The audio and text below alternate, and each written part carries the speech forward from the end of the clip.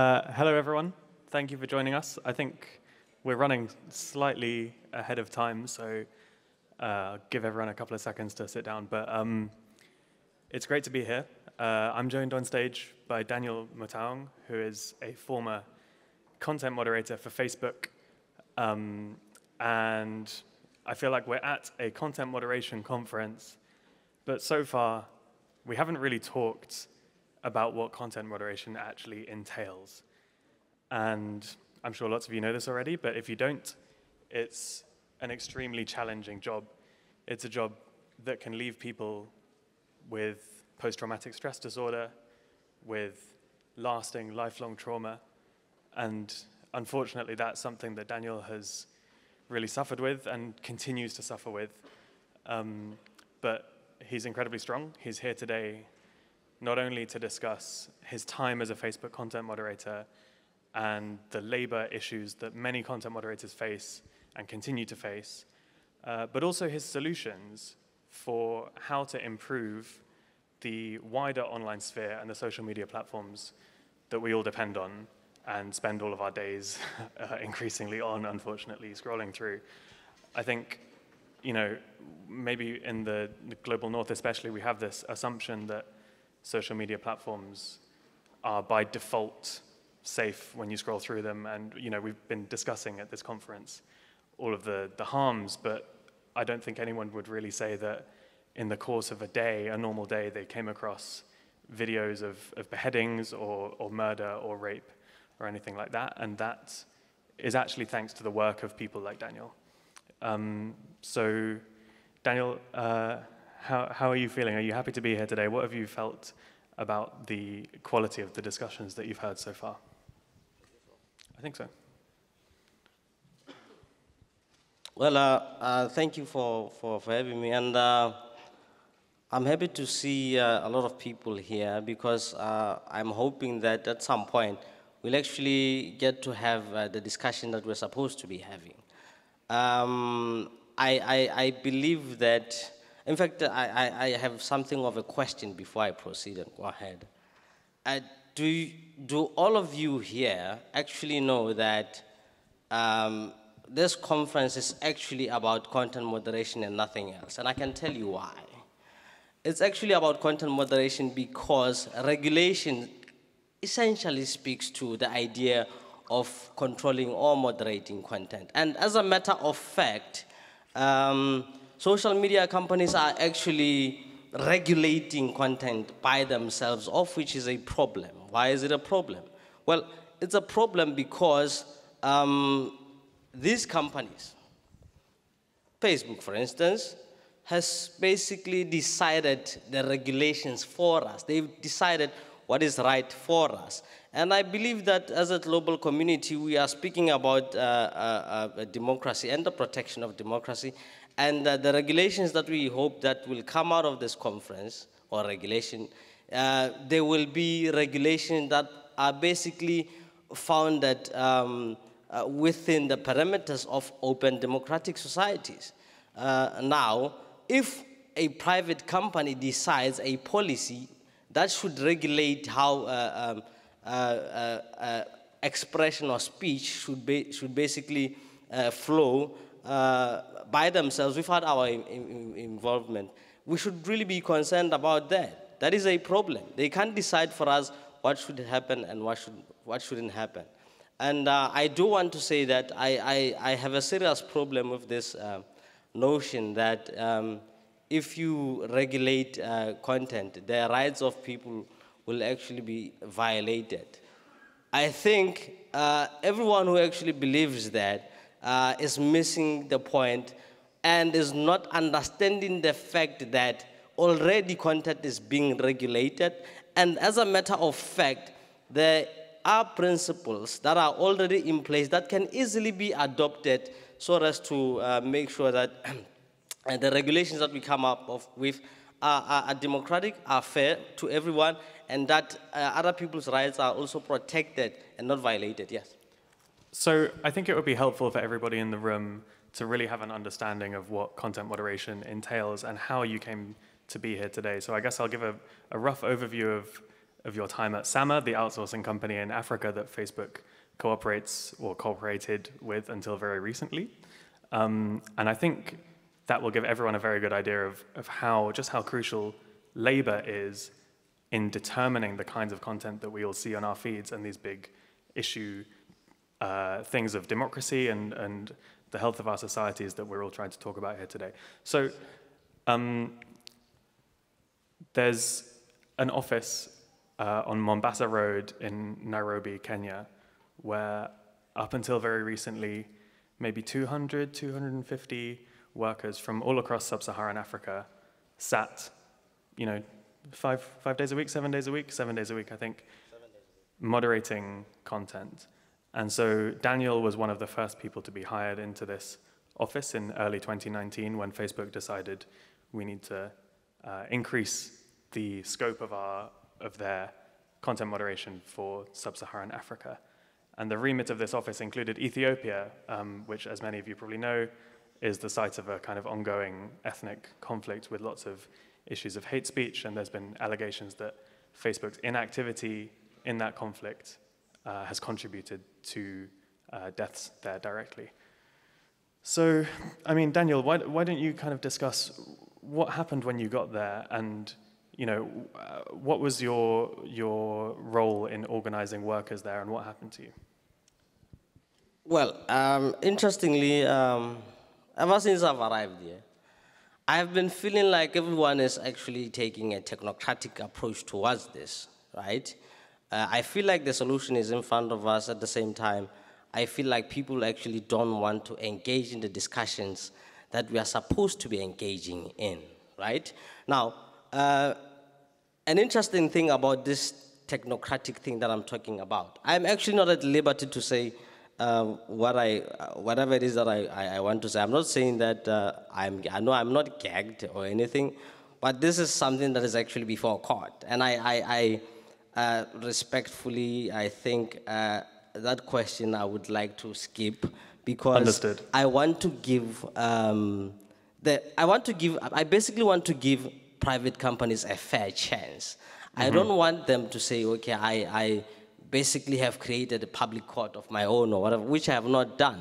I'm a fair person. I believe in fair processes, the same way that I believed that I should be engaged with or to in a fair manner when I was in Nairobi, because I was simply asking for fair dealings in the process. If you employ me as a content moderator, and I tell you that we all know that, okay, I hope you do.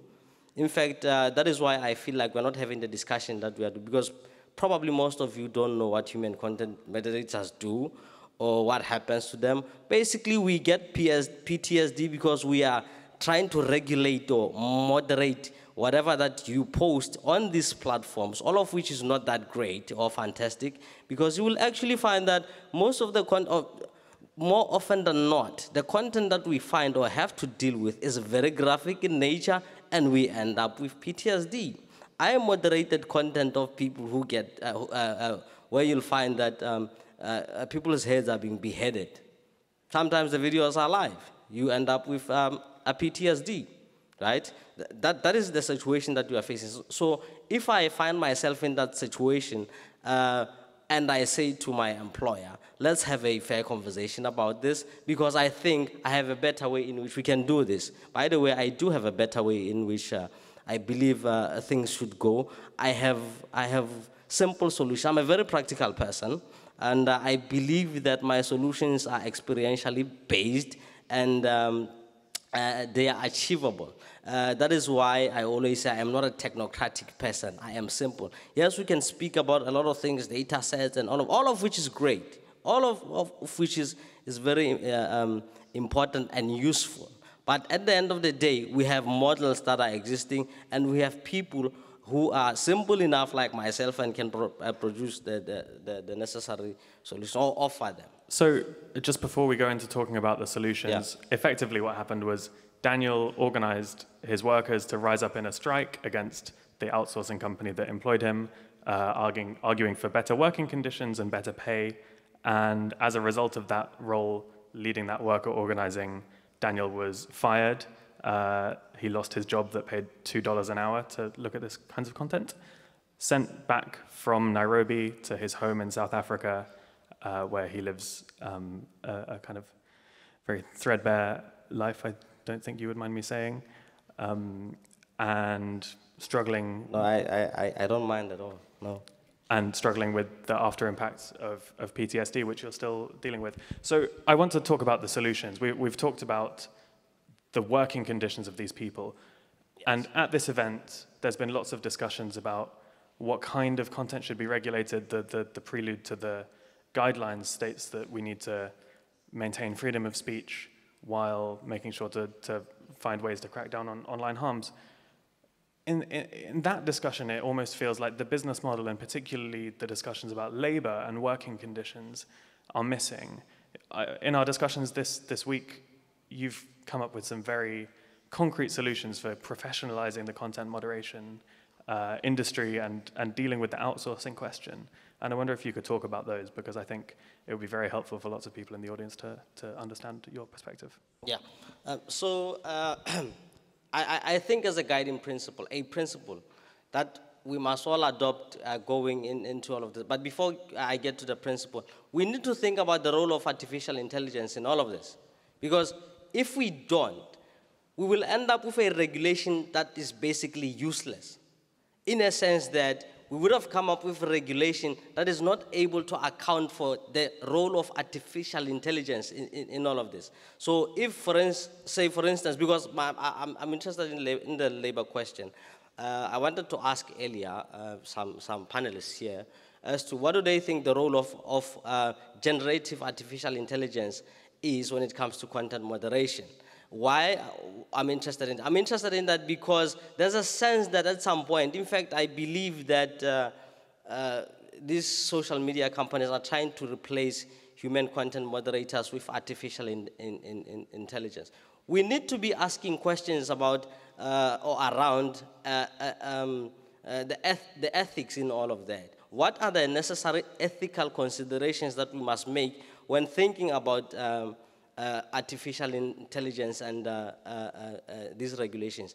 Do we want a situation whereby AI does everything for us?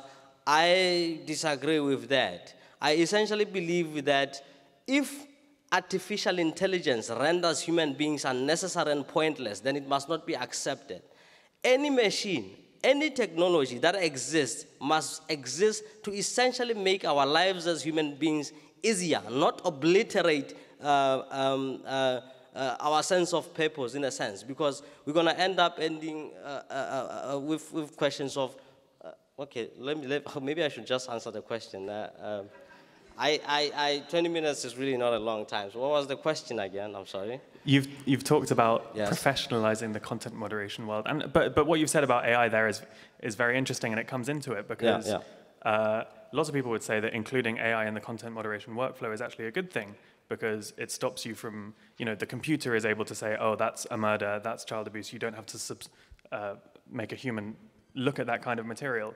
But if it results in people losing their jobs, is that a good thing? I'm really sad I have 7 minutes to speak, apparently. And because I wanted to try and explain first why we need to professionalize. And let's talk about that, because I think that's the concrete solution that is relevant to this event. Right. Firstly, we need to professionalize content moderation, but because it is... What do you mean when you say professionalize? Yes, let me just say this first. This is a very wonderful conference. I'm very glad and happy to see everyone here. And I'm happy to be here myself, right? But I believe that it's going to take a long time to come up with a regulation. I really do want to see regulation. It's going to take a very long time. Now, my solution to this, meanwhile, while we are still working on a regulation, right, from basically that's a top-down approach to the solution.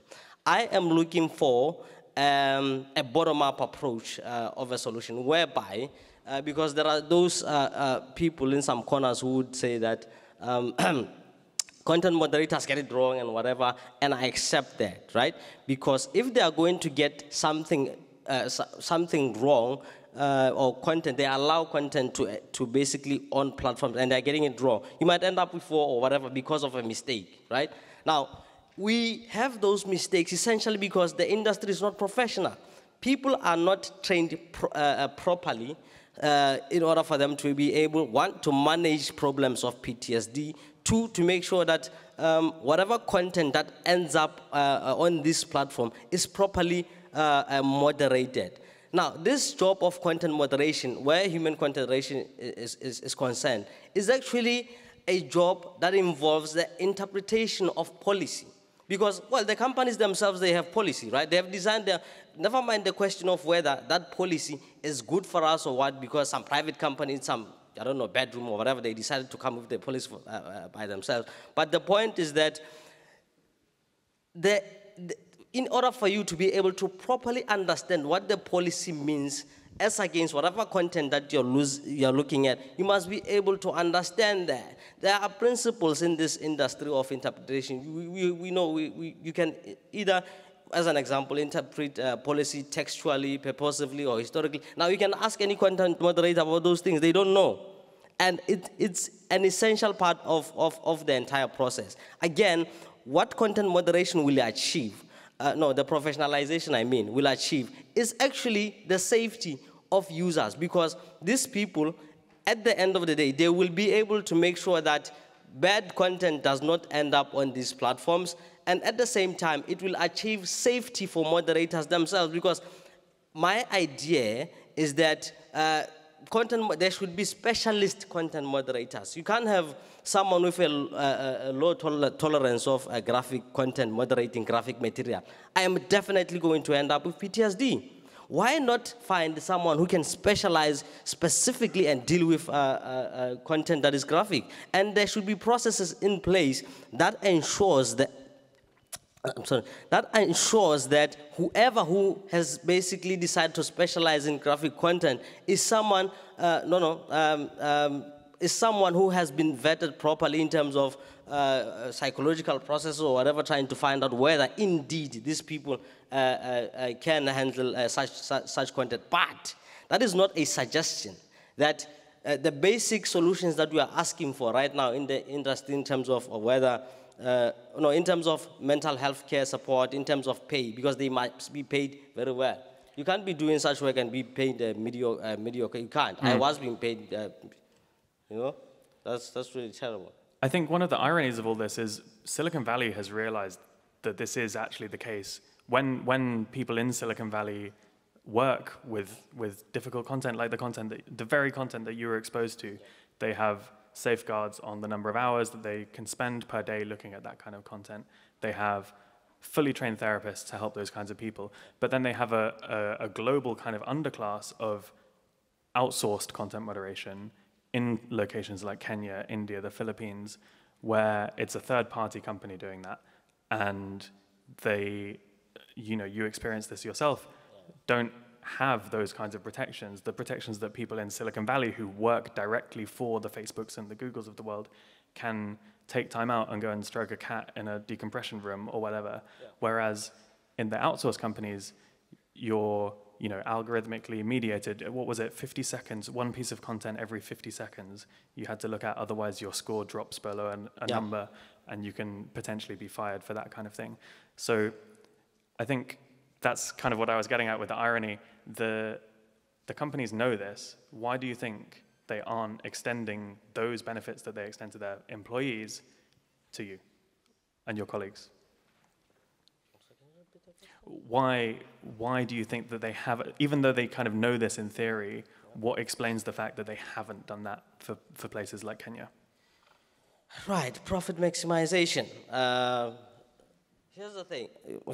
If you outsource to places like Kenya, where labor is essentially cheap, do that. Maximize profit so that, right now it seems as if they are doing content moderation right. They are not. They are simply trying to maximize profits. So if I can get somebody to basically do a lot of work and pay them less, and then I know that their backs is against the wall, they really can't do anything about it, then why not do that? Because that's what they are doing. They go there, and then they exploit you, and then in that process, when you try and say something, they tell you, I will fire you or find someone else. What are you going to do? Well, you're just going to keep quiet and keep on doing whatever it is that they're asking you to do.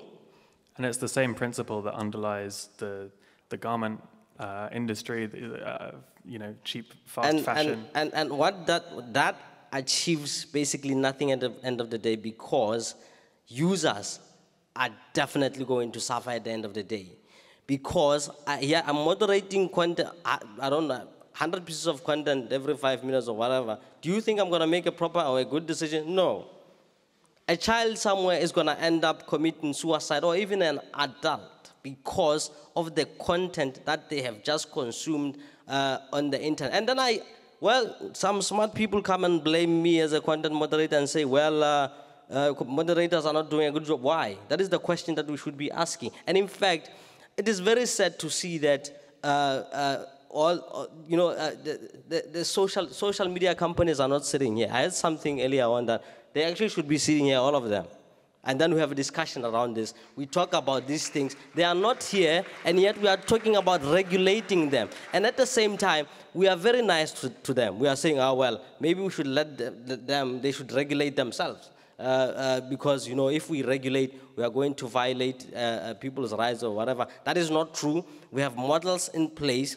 If you can limit someone's right in an open democratic society by justifiable and reasonable means, then that limitation is welcome. If someone is a criminal, is murdering people, we arrest them, then the principle that is accepted is such that that person must go to prison because they are harming other people. That limitation is perfectly fine. It is accepted in democratic societies today. Why can't we accept the same thing when it comes to social media platforms? Why must they be